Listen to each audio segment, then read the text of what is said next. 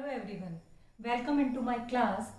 और हमने अपना पिछली क्लास में एक नया टॉपिक स्टार्ट किया था जिसका नाम था बेसिक अकाउंटिंग टर्म्स।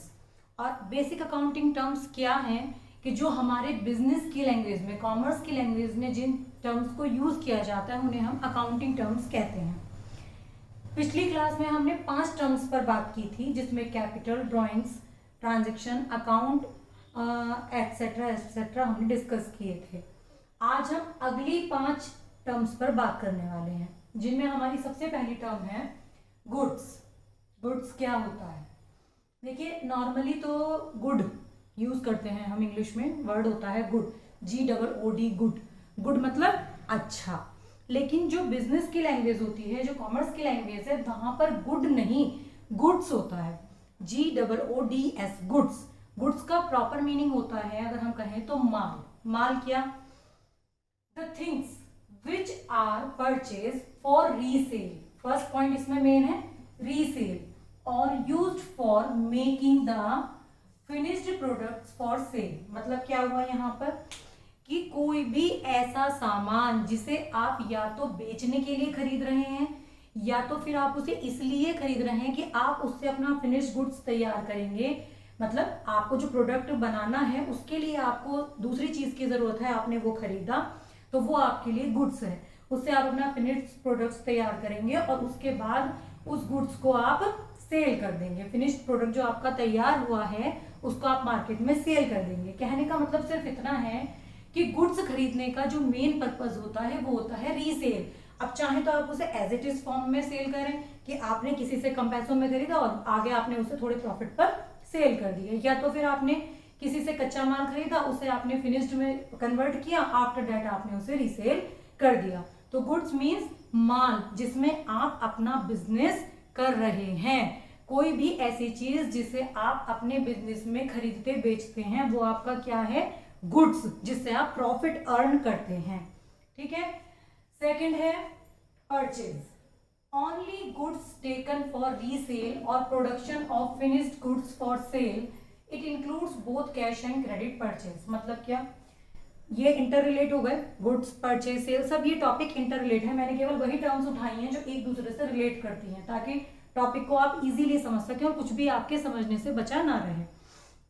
तो परचेज का सीधा सीधा मतलब पहले बता दूं, परचेज का मतलब होता है खरीदना, कोई भी चीज खरीदना। बिजनेस की लैंग्वेज में कहते हैं क्रय करना हिंदी में, और इंग्लिश में कहते हैं परचेज करना। तो जिसे आप खरीद रहे हैं या तो बनाकर, मतलब उसको दोबारा से अपने फिनिश गुड्स में कन्वर्ट करके सेल करने के लिए, या तो फिर उसको आप डायरेक्ट ही प्रॉफिट पर रीसेल कर रहे हैं। तो मेन मकसद जो है वो ये है कि आपने जो गुड्स खरीदा है उसको आप रीसेल करके प्रॉफिट अर्न करना। मेन जो पर्पज है हमारा परचेज का वो ये है। It includes both cash and credit purchase.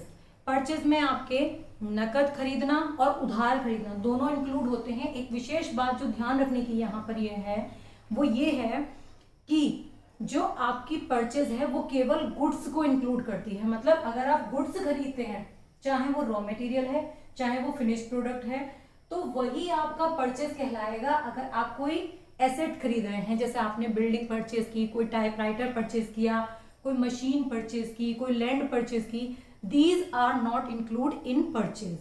वो कॉन्सेप्ट क्या है वो मैं आपको एसेट में समझाऊंगी। यहाँ सिर्फ इतनी बात समझने की है कि जो परचेज यूज होगा वो केवल और केवल गुड्स के लिए होगा। अगर आपने गुड्स खरीदे हैं तो वो परचेज में इंक्लूड होंगे।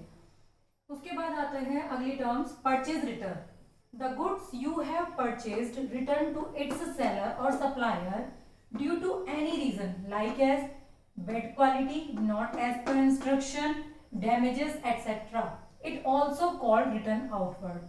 जो गुड्स आपने खरीदा है, हो सकता है उसमें कुछ कमी हो, जैसा आपने सेलर से कहा हो उसने वैसा ना दिया हो, या आपके पास जब डिलीवरी आई तो उसमें कुछ डैमेज हो गया हो, या फिर उसकी क्वालिटी वैसी ना हो जैसी आपने कहा हो। तो किसी भी कारण से आप अगर उस गुड्स को जो आपने खरीदा है उसके सप्लायर को या उसके सेलर को वापस करते हैं तो वो क्या कहलाता है?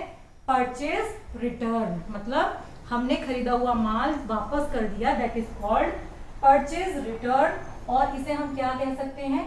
Return outward. रिटर्न आउटवर्ड मतलब बाहर हमने माल वापस किया और बाहर हमने वही माल वापस किया होगा जो कि हमने पहले खरीदा होगा। तो इस तरीके से क्या हुआ, ये परचेज रिटर्न या रिटर्न आउटवर्ड, जो माल हमने खरीदा है उसको वापस सेलर को दे देना।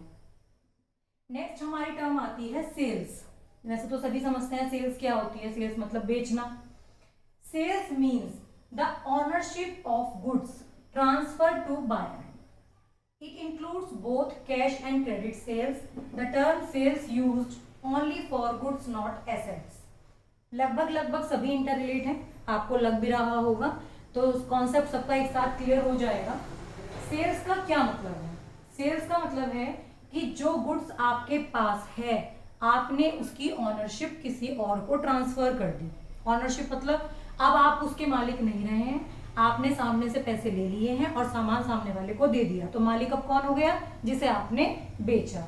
इसमें जो सेल्स है इसमें आपको कैश और क्रेडिट यानी कि उधार और नकद दोनों ही इसमें इंक्लूड होंगे।